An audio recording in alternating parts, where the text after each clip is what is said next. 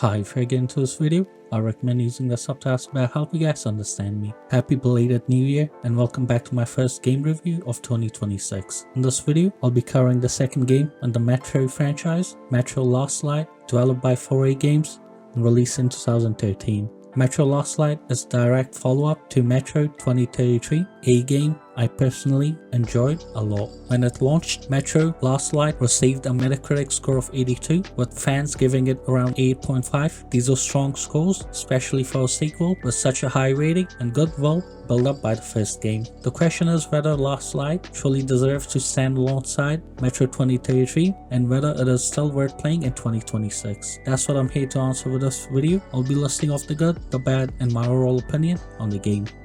Starting with the good, combat is one of the most noticeably improvements compared to Metro 2033. Combat in Metro Last Light feels far more responsive and more weighty. Weapon handling is smoother, aiming feels better, and the movement is less tough. Even by modern standards, the combat still feels solid and satisfying, which is impressive for a game that came out in 2013. Characters are another major improvement. In Metro 2033, many characters existed mainly for shock value and were often killed off quickly, which did not leave much of an impression. In Metro Last Light, characters are more memorable and better written. Companions, side characters, and even antagonists feel more fleshed out and interesting, which helps the world feel more alive. That being said, I do not hate the clunky and slow combat of Metro 2033. In fact, I think it added to the survival aspect of the game. Every encounter felt dangerous and resources always felt limited, which Metro Last Light plays better mechanically, and some of the tension is lost in exchange for smoother gameplay. However, one aspect of the writing that takes a step back is Artem's inner monologue.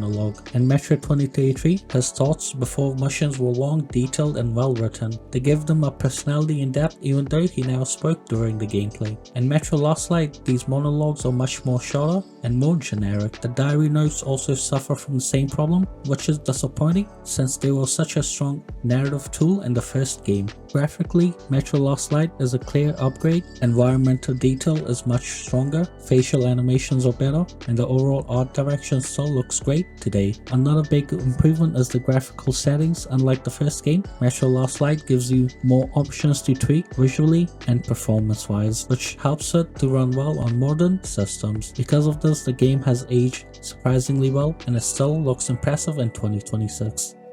Now for the bad. The biggest issue I've had with Metro Last Light is the pacing. Metro 2033 had a slow and sometimes even awkward pace, but that added heavily to its atmosphere.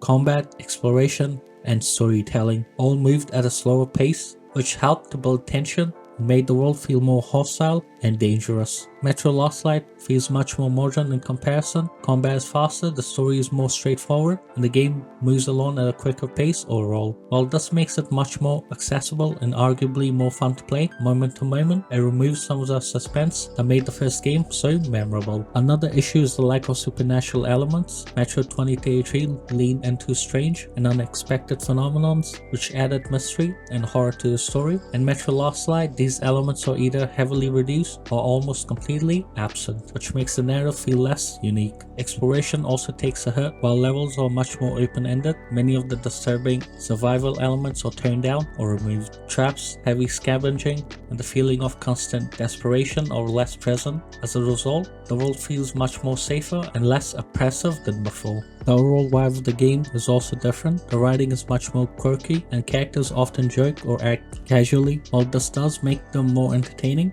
it also takes away from the bleak and terrifying atmosphere that defines Metro 2033. The game feels less scary and less distinct because of the shift in tone. That said, it is important to mention that these negatives may actually be positive for many players. Faster pacing, clearer storytelling, and much more approachable gameplay makes Metro Last Light easier to enjoy.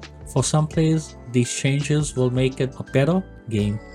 Metro Last Light is a good game, and for many players, it's even a great one. While I personally prefer the atmosphere and tone of Metro 2033, Last Light improves on many technical and gameplay aspects. It plays smoother, looks better, and has a stronger character writing overall. So, Is Metro Last Light worth playing in 2026? Yes, especially if you enjoy Metro 2033 or are interested in atmospheric first-person shooter with strong world building. Just don't expect the same slow and haunting experience as the first game. Metro Last Light trades some of its identity for polish and accessibility. Whether that's a good or a bad thing depends entirely on what you value more as a player.